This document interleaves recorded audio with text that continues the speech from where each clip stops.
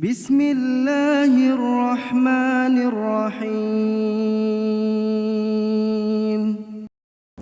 Bismillahirrahmanirrahim. Assalamualaikum warahmatullahi wabarakatuh. Alhamdulillah, assalatu wassalamu ala rasulillah wa ala alihi wa ashabihi wa man tabi'ah. Ashhadu an la ilaha illallah wahdahu la sharika lah wa ashhadu anna Muhammadan abduhu wa rasuluhu la nabiyya ba'dah. Allahumma salli wa sallim wa barik ala Muhammadin wa ala alihi wa ashabihi ajma'in.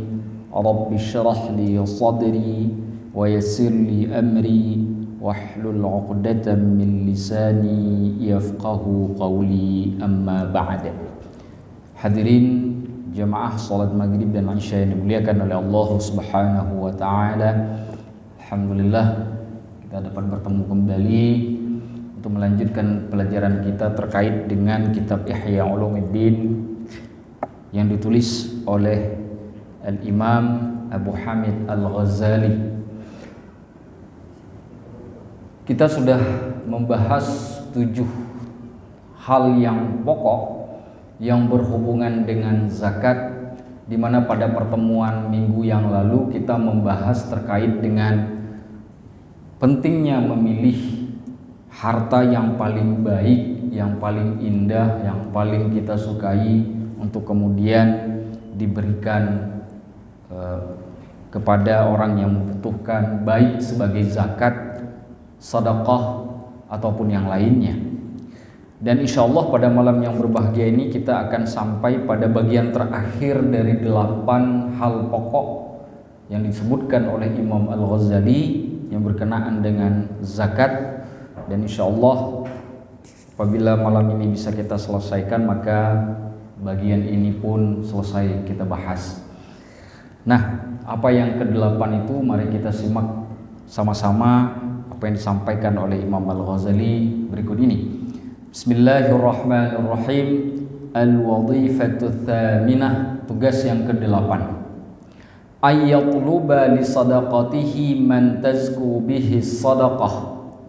Dia harus mencari orang yang kemudian lebih layak untuk diberikan zakat,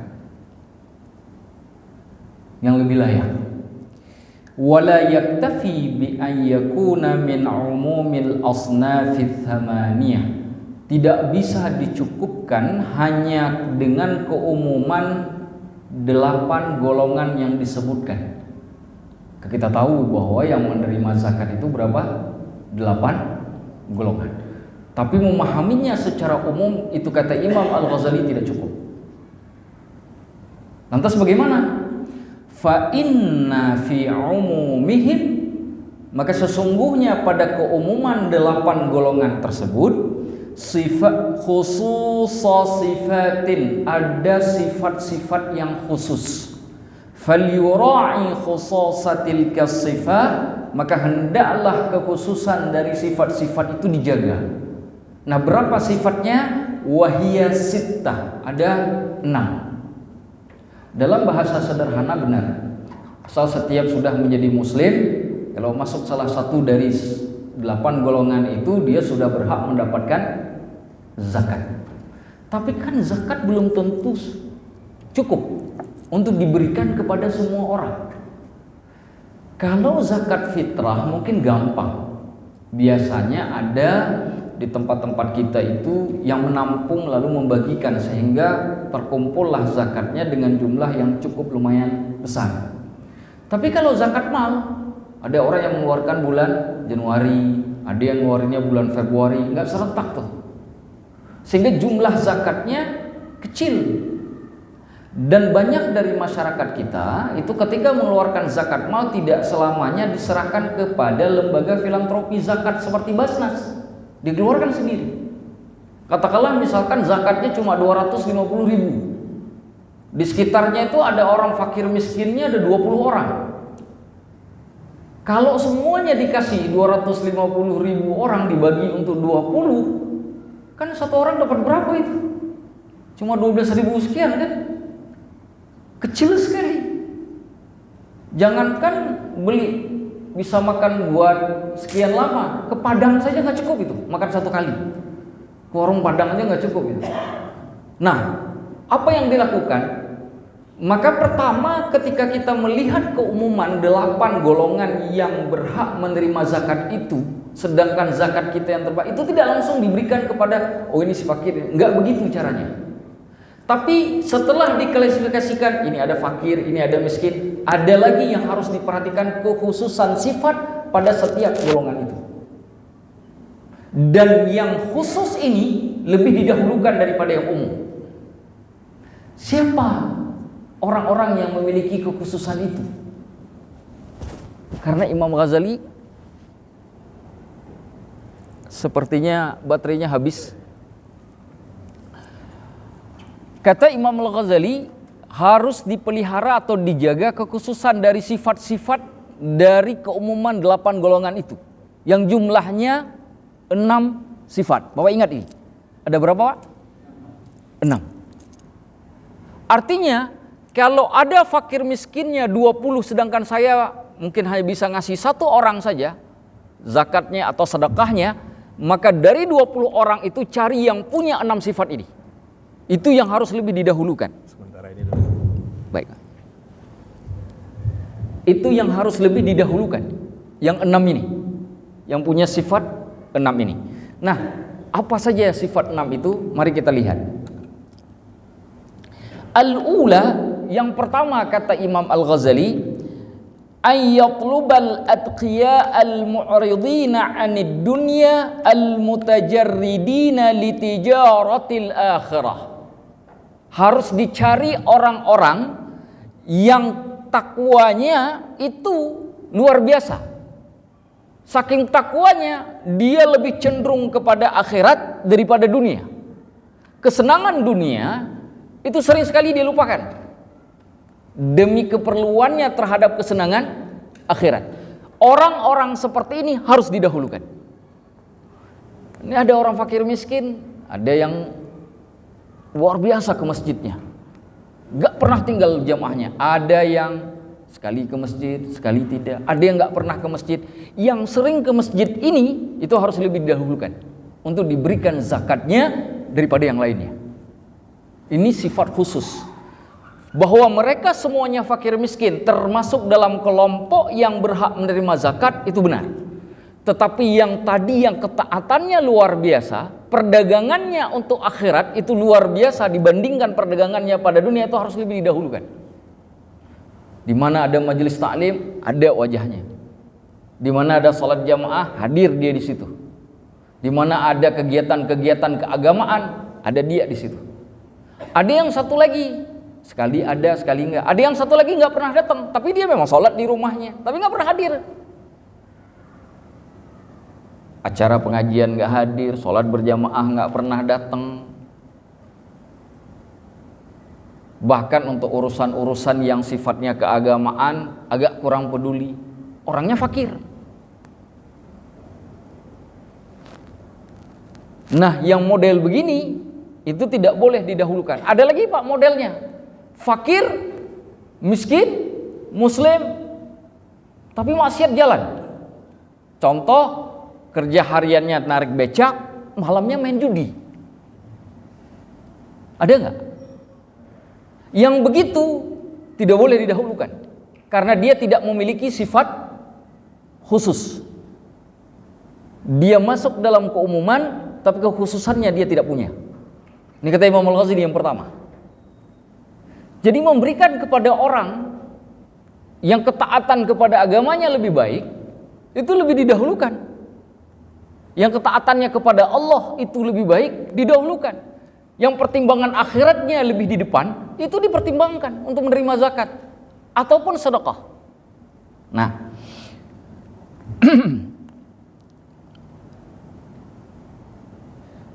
qala sallallahu alaihi wasallam, Rasulullah sallallahu alaihi wasallam bersabda, la ta'kul illa ta'ama taqiyyin wala ya'kul ta'amaka illa taqi. Janganlah kamu makan kecuali makanannya orang yang takut kepada Allah. Sebagaimana jangan kamu biarkan makananmu dimakan oleh orang kecuali orang yang takut kepada Allah. Itu hadisnya itu. Hadisnya luar biasa ya. Luar biasa itu hadisnya. Makanya saya kalau misalkan bayangkan hadis ini, itu teringat cerita di Masjid Nabawi seperti masjid kita itu, cuma atapnya ini nggak punya. Di masa Nabi itu Masjid Nabawi ini nggak punya atap. Jadi atapnya langit, kecuali bagian belakang. Jadi bagian mihrab itu dari depan sampai ke belakang itu kosong, kecuali sedikit saja di bagian belakang itu yang pakai atap dari daun kurma. Timbun daun kurma. Kenapa? Karena di pojok atau di belakang di pojok masjid itu orang-orang miskin yang nggak punya rumah itu tinggalnya di situ, tidurnya di situ, Pak. Itu masa Rasulullah. Masjid itu tempat tinggalnya orang miskin itu. Mereka nggak punya rumah di kota Madinah, nggak ada tempat tinggal. Masjid itulah tinggal mereka. Dibikinin atap. Yang bagian yang lain itu nggak ada atapnya. Khusus untuk bagian itu ada atapnya. Ada atapnya itu. Nah, yang menariknya Rasulullah Shallallahu Alaihi Wasallam itu sering sekali pulang ke rumah istri beliau. Itu nanyain, ada makanan nggak, ada kurma nggak. Begitu ada makanan, itu beliau nggak langsung makan. Beliau bungkus, beliau bawa tuh ke masjid. Beliau duduk di belakang sama orang-orang yang nggak punya rumah itu, beliau makan bareng-bareng tuh. Beliau bawa makanannya dari rumah ke masjid yang memang ada orang yang tidak punya rumah, tidak punya pekerjaan, tidak apa-apa. Tapi jamaah mereka terjaga. Ngaji mereka terjaga karena mereka tinggalnya di masjid. Agama mereka terjaga karena tinggalnya di masjid. Sedangkan Nabi kan rumahnya di dekat masjid, samping masjid. Bahkan rumah Nabi itu bagian dari masjid. Yang itu jadi menarik gitu. Nabi sering sekali tuh bawa makanan, ngambil pulang ke rumah, nanya makanan ke istrinya. Tapi ternyata nggak dimakan oleh Rasulullah di dalam rumah. Beliau bungkus, beliau bawa ke masjid. Beliau duduk di belakang bersama orang-orang yang fakir dan miskin tadi itu. Beliau makan bareng-bareng. Nah, dari sini kita tahu bahwa orang-orang ini karena punya sifat kekhususan, rasa takutnya ke Allah itu lebih besar daripada rasa takutnya pada dunia. Hilang kesenangan dunia, hilang jabatan, hilang uang yang banyak, hilang pakaian yang bagus, hilang macam-macam hilang. Itu tidak menyebabkan dia takut. Tapi yang paling dia takutkanlah ketika dia hilangnya Allah. Itu yang paling dia khawatirkan. Nah, orang yang model begini, kalau ngasih sedekah, kalau ngasih zakat, didahulukan. Dan ini kalau diterapkan dalam lingkungan masyarakat kita akan menyebabkan yang nggak soleh jadi soleh itu. Saya kalau nggak soleh nggak dapat bagian ini nanti, karena nggak didahulukan. Memang awalnya karena cari zakat, tapi lama-lama kan terbentuk Allah bisa karena biasa. Jadi kalau misalkan kita memberi, itu dahulukan yang model begitu. Baik. Wa hadza li anna taqi, yang demikian ini karena ketakwaan itu yasta'inu bihi 'ala taqwa fatakunu syarikan fi ta'atihi bi'anatika iya. Ketika kamu memberi kepada orang yang semacam itu, maka kamu sudah jadi partnernya di dalam ketakwaan. Kenapa? Karena orang yang takut kepada Allah, ketika Anda serahkan zakatnya, dia pasti nggak akan pergunakan pada hal yang maksiat. Betul? Benar? Bahkan kalau dia ketemu sama orang fakir itu dia bagi lagi. Zakat kita tadi, sedekah kita tadi, dia bagi lagi. Coba bayangkan kalau yang model pemain judi tadi itu. Kira-kira zakat kita atau sedekah kita habisnya ke mana itu? Mungkin nggak perlu kita jawab, tapi kita bayangkan saja. Cukup kita bayangkan saja.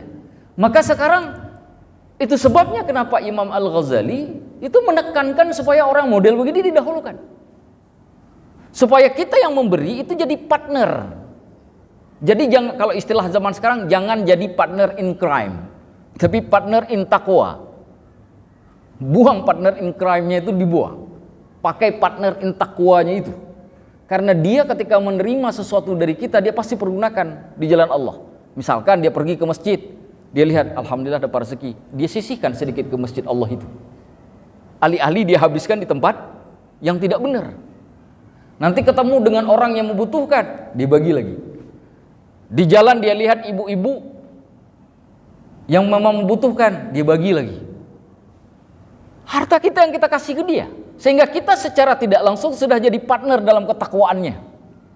Ini yang dimaksud oleh Imam Al-Ghazali, kenapa orang ini didahulukan, kelompok ini didahulukan, atau sifat yang pertama ini didahulukan. Nah,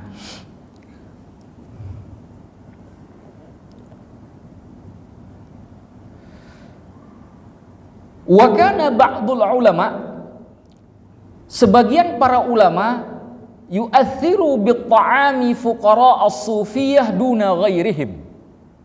Sebagian ulama di kalangan, bahkan di kalangan ulama salaf itu ketika memberi, mereka dahulukan orang-orang fakir dari kalangan kaum tasawuf, sufi. Tasawuf di sini maksudnya orang-orang yang benar-benar mencoba untuk tazkiyatun nafsi, membersihkan diri, yang benar-benar dekat dengan Allah. Itu kalau ngasih, dicari dulu mana orang-orang yang model begini, yang fakir-fakir, kasih, daripada orang fakir yang kebanyakan. Ini sebagian ulama pada masa itu. Lalu ada yang mengatakan kepada mereka, karena mereka kan ini mencari khusus, kenapa nggak disamakan saja? Kan kita akan berpikir begini, ini kan rezekinya dari Allah, ini kan semuanya hamba Allah, mereka kan semuanya termasuk dalam umumnya golongan yang mendapatkan zakat. Kenapa dipilah-pilah? Kan begitu. Nah, pertanyaan ditanyakan kepada mereka, lau amamta bima'rufika jami'al fuqara lakana afdal. Sekiranya kamu sama ratakan saja nih orang fakir, semuanya kamu samakan, namanya fakir, samakan saja, maka pastilah itu lebih baik. Tapi apa jawaban para ulama ini?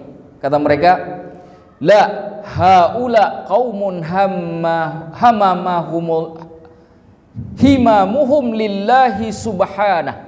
Tidak sama, kata mereka. Kelompok ini kelompok yang motivasinya hanya untuk Allah. Sedangkan yang lainnya bisa saja motivasinya untuk selain Allah. Maka tidak sama.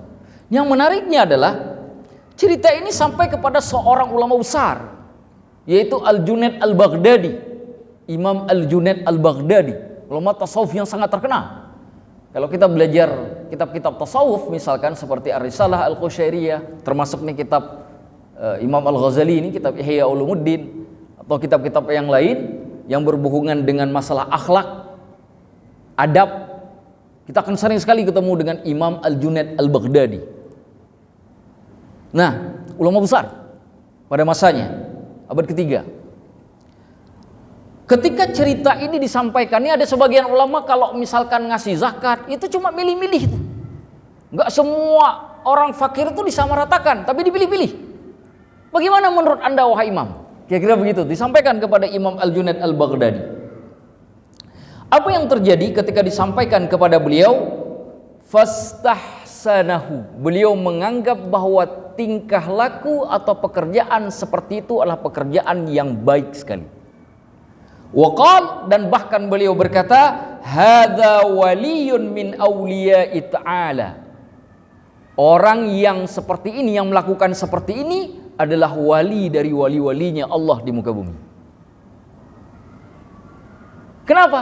Karena mereka menyenangi orang yang taat, karena mereka sendiri adalah orang yang taat dan mereka ingin berpartner di dalam ketaatan. Nah, seperti itu.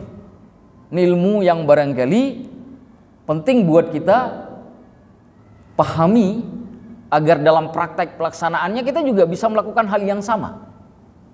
Nah,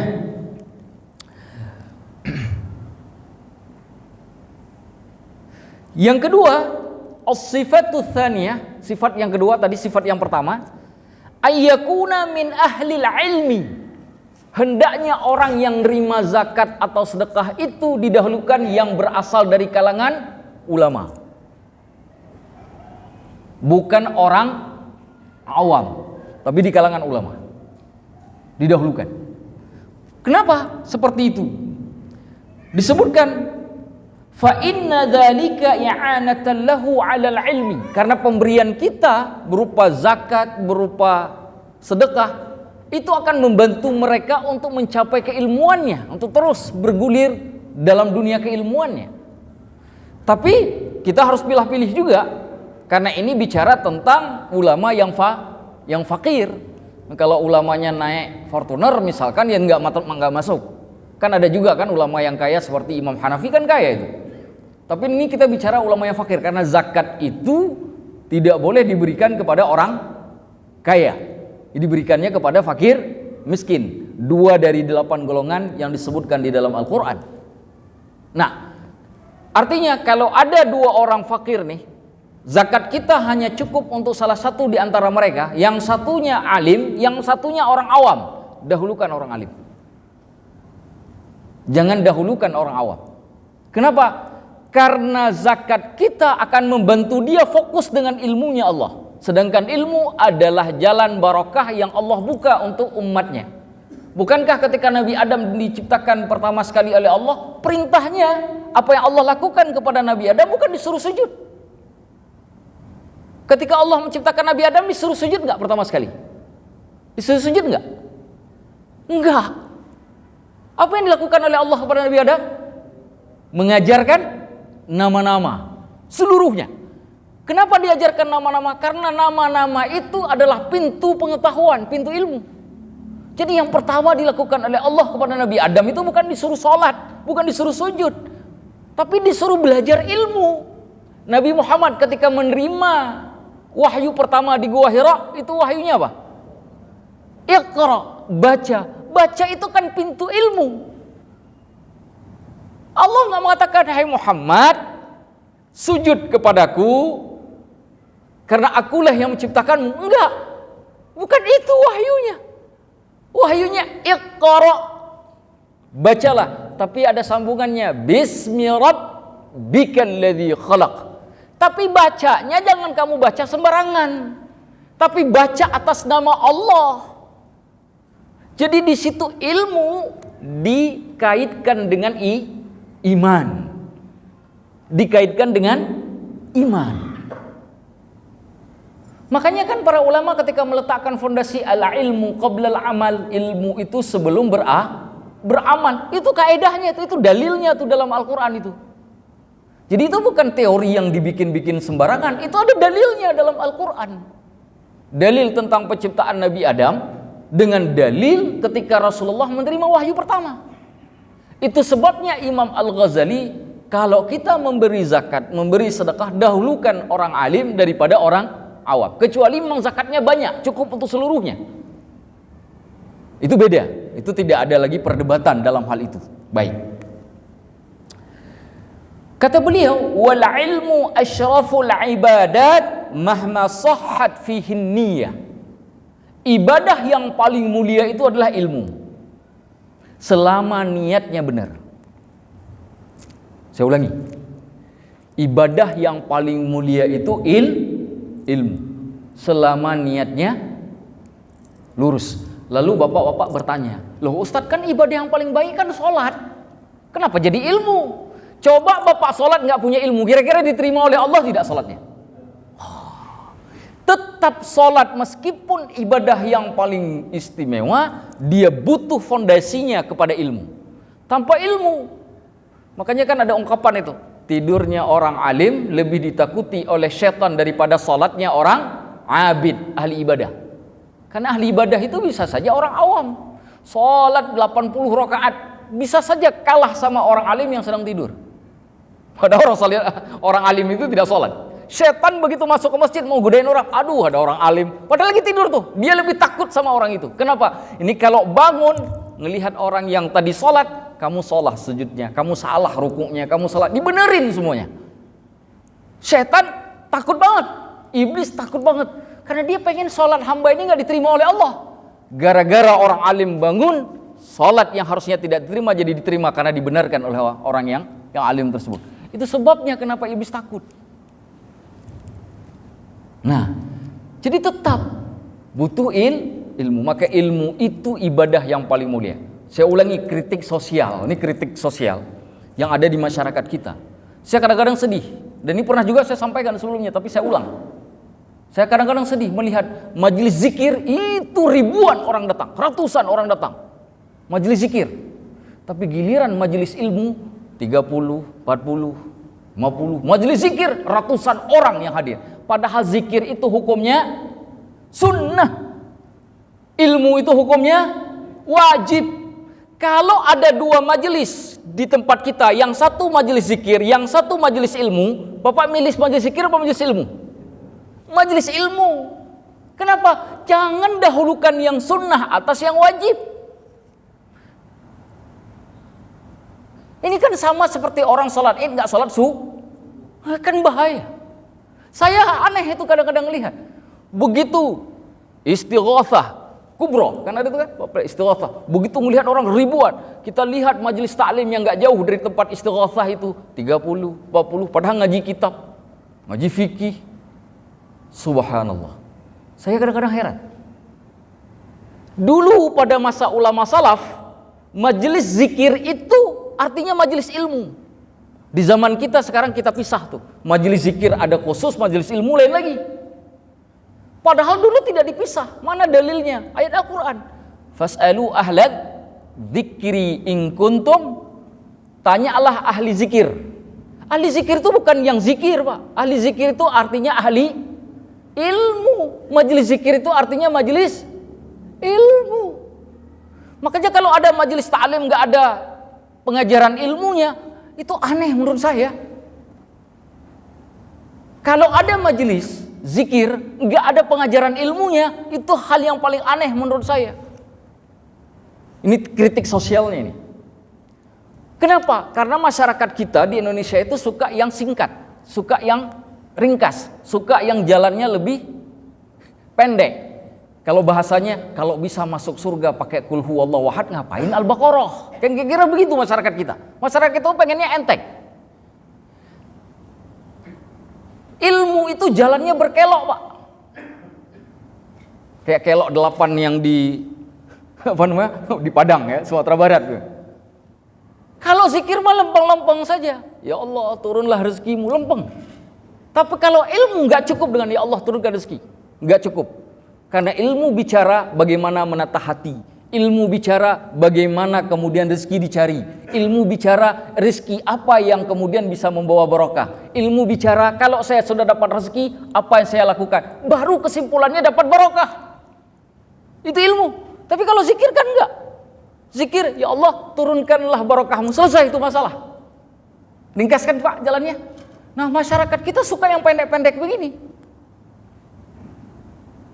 Makanya kalau imamnya baca inna a'tainakal kautsar, seneng tuh. Imamnya jadi imam idaman. Nah, ada sekarang imam idaman. Tapi coba kalau imamnya sudah mulai baca Al-Baqarah, nah itu tuh. Aduh, tuh imam itu lagi pindah masjid. Sampai pindah masjid, begitu pindah masjid ternyata imam itu juga kena di masjid itu. Aduh, kenapa pindah masjid dia lagi? Sampai begitu, Pak. Subhanallah. Nah, ini penting. Saya katakan, tapi jangan dipahami bahwa majelis zikir itu salah. Jangan dipahami ya. Tapi kalau majelis ilmunya dicari, majelis zikirnya diikuti, itu baru mantap.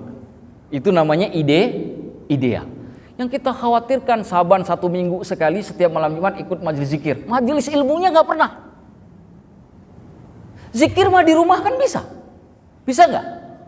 Bisa nggak zikir kita zikir sendiri? Bisa. Tapi ilmu bisa nggak belajar sendiri di rumah? Bisa nggak? Di situ saja sudah jelas jawabannya.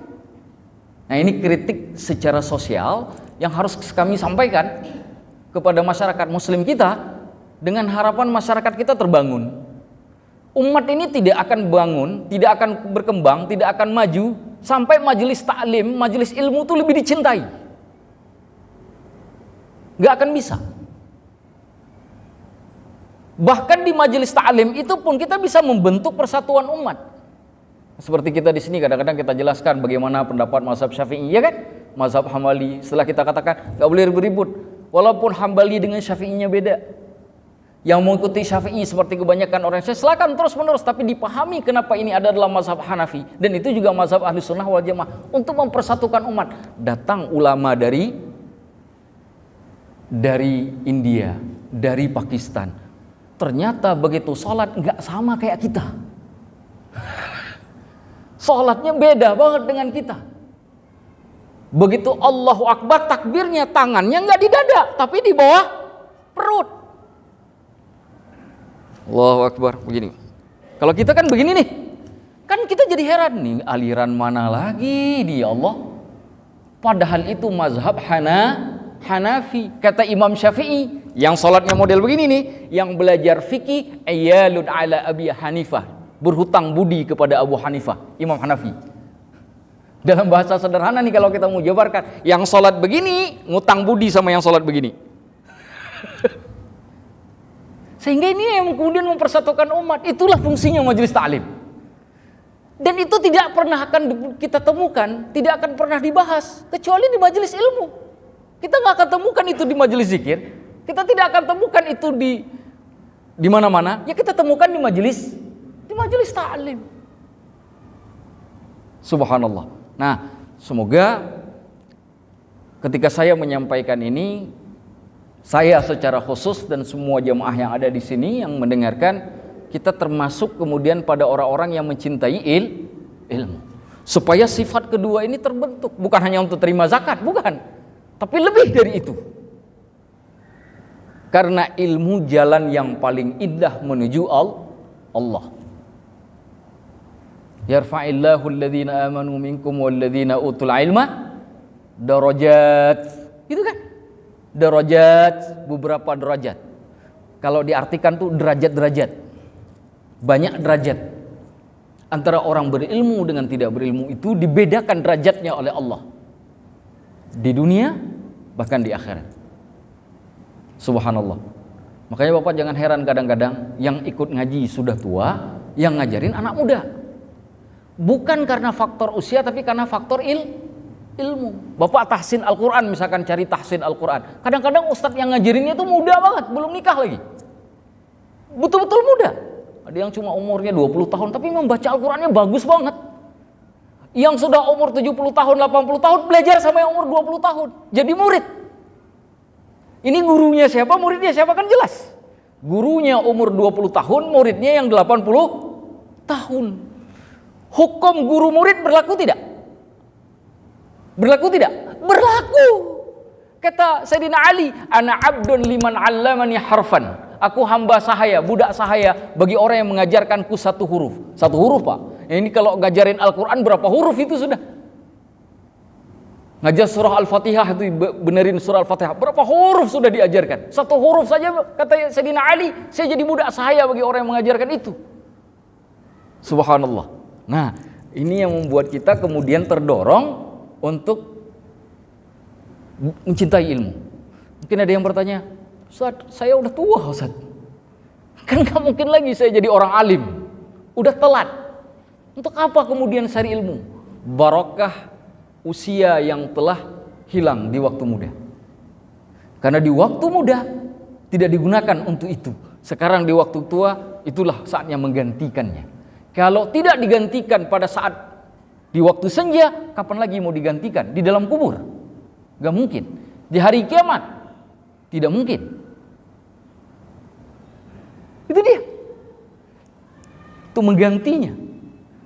Sehingga kita punya bekal nanti ketika menghadap ke Allah. Minimal satu kita paham walaupun tidak sampai alim sekali, minimal ada yang kita pahami. Yang kedua, barakah ilmu itu yang ingin kita cari.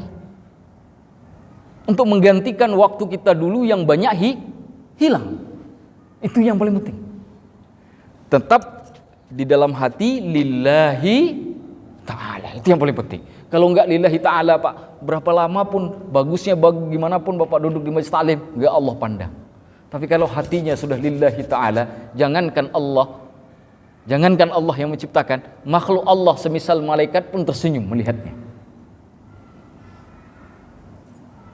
Subhanallah. Baik. Wa kana Ibnul Mubarak ulama hadis besar, murid dari Imam Hanafi.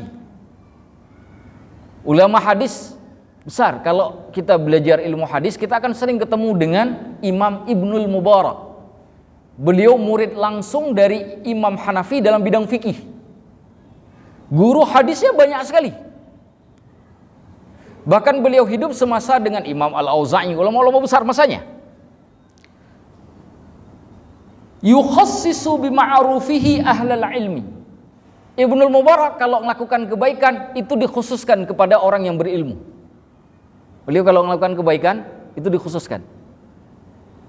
Kalaupun beliau berbuat baik kepada orang awam, tapi kepada orang berilmu itu beliau khususkan. Ada satu cerita, saya lupa khalifahnya pada masa Daulah Abbasiyah. Jadi dulu masa-masa dulu itu kalau khalifah itu malam-malam kalau bikin acara Pak, itu kumpul, duduk tuh. Biasanya dipanggil ulama. Dipanggil penyair, ahli bahasa. Ahli bahasa nanti disuruh baca beberapa syair, entah syair nasihat, entah syair penyemangat dan seterusnya. Para ulama itu biasanya diminta pandangan dan juga nasihat. Begitu sudah selesai pertemuan kan ada acara makan-makan, duduk seperti orang makan di saf begitu Pak, duduk segala macam. Khalifah duduk di samping. Yang namanya khalifah kan ada baju kebesaran kan, tempat duduknya juga luar biasa. Nggak jauh dari beliau tuh ada ulama besar masanya. Begitu sudah selesai makan, dulu itu kalau cuci tangan itu ada tempat khusus kayak di Sumatera. Jadi kayak disiapkan tempat khusus yang dituangkan untuk cuci tangan karena nggak pakai wastafel kan masa itu. Jadi dan itu ada di majelis makan. Sudah disiapkan.